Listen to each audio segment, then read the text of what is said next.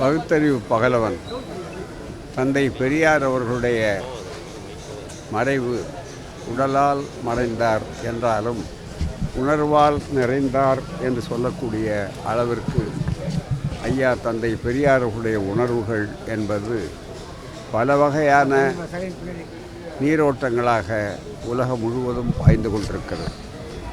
குறிப்பாக அண்மையிலே வைக்கம் நிகழ்வு, வைக்கம் கொண்டாட்டம், வெற்றி விழா என்பது இரு மாநிலங்கள், இரு அரசுகள் நடத்திய அந்த நிகழ்ச்சியிலே ஒரு பெரிய திருப்பம் ஏற்பட்டது.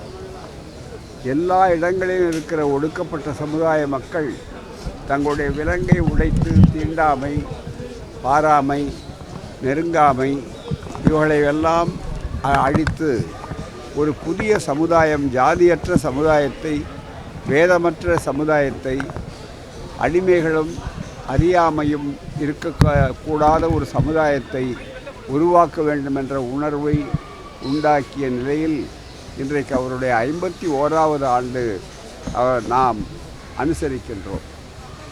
நினைவு நாள்.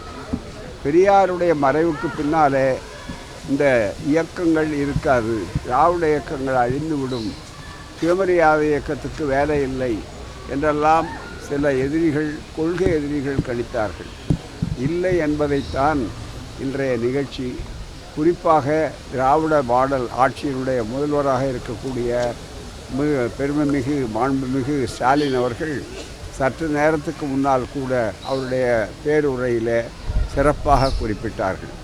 எனவே இந்த இயக்கத்துக்கு மேலும் மேலும் எதிர்ப்புகள் வளர்ந்து கொண்டுதான் இருக்கும். இன்னமும் கூட எதிர்ப்புகள் என்பது திராவிட இயக்கத்தை பொறுத்தவரையில் அந்த கழனியில், அந்த வயலில் போடுகின்ற உரங்களாக அவைகளை தந்தை பெரியார் காலத்திலிருந்தே அனுபவித்து பயிர்கள் சிறப்பாக வளரக்கூடிய அளவிற்கு காட்டியிருக்கின்றன என்பதைத்தான் இந்த 51வது ஆண்டு நினைவு நாளில் தெளிவாக தெரிகிறது. உலகம் முழுவதும் பெரியார் கொண்டாடப்படுகிறார். இளைஞர்கள் உலகு பெரியாரை பார்த்திராத, அதே நேரத்தில் பெரியாருடைய எழுத்துக்களால் கவரப்பட்டு ஈர்க்கப்பட்டிருக்கக்கூடிய ஒரு பெரிய அறிவு புரட்சி, அமைதி புரட்சி, ஆயுதம் ஏந்தாத புரட்சியாக, பெரியார் தந்த அறிவாயுதத்தை மட்டுமே நம்பிக்கொண்டிருக்கிற புரட்சியாக இன்றைக்கு இது வளர்ந்து வருகிறது. இது மேலும் மேலும் சிறப்பாக வளரும்.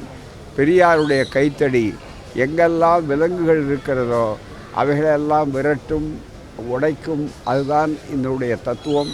எனவே தான் மேலும் மேலும் இந்த இயக்கம் வளரும்.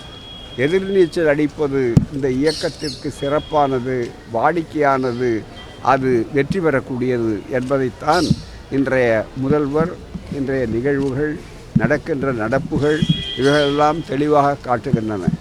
எப்போதுமே அந்த எதிர்ப்புகள் என்பதை இந்த இயக்கம் தன்னுடைய 100 ஆண்டு கால வரலாற்றிலே சுயமரியாதை இயக்கம் சந்தித்து தான் வளர்ந்திருக்கிறது.